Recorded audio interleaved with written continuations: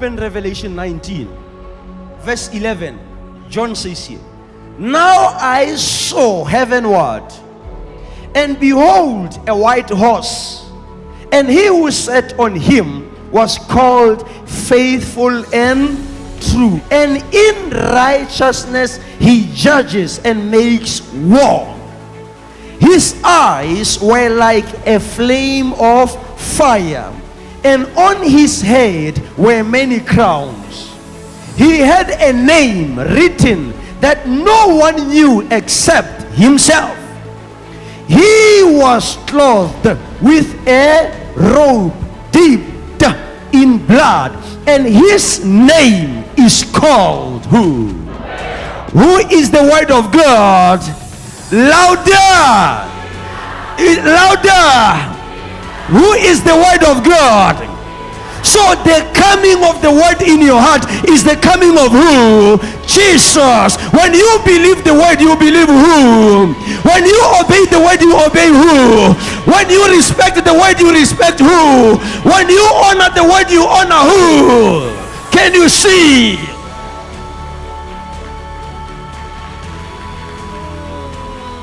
Church, are you there?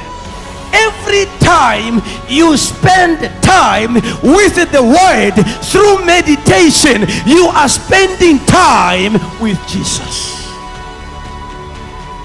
Your love for the word is your love for Jesus. Your affection for the word is your affection for Jesus. He is not lesser than his word. When you see the word, you see Jesus. Church, are you there?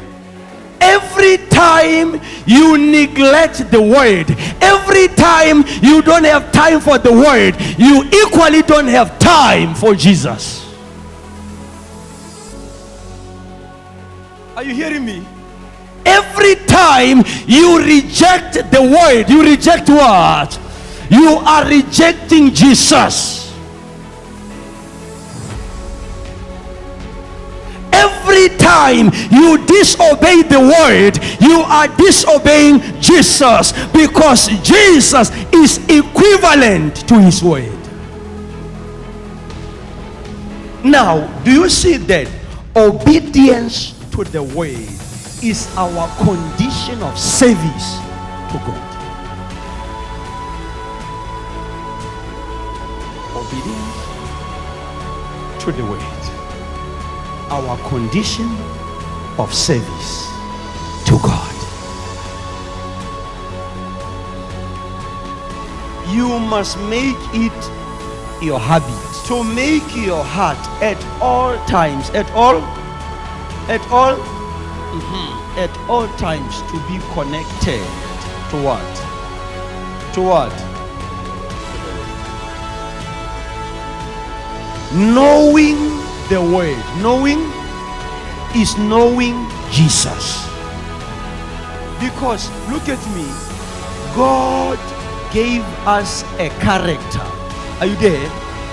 He set a character before us that we can follow, that we can honor, that we can respect, in order for us to show our honor and respect to him. And that character is the word. Nothing expresses the character of God better. Are you there? Nothing shows the character of God spot on than the word. Let's say I'm faced with a challenge. Then I go, I sit down, I meditate. I do what? In no time, the very word will begin to tell me what to go and do in relation to the challenge I was talking about. So the action that follows suit, because now it's born out of the word, it becomes an action of faith. Not every action we display are actions of faith. An action of faith is an action born of the word. You must be word inspired. When you say, I'm going to fast, I'm going to what? for the fast to be effective, it must be inspired by what? I can't hear you.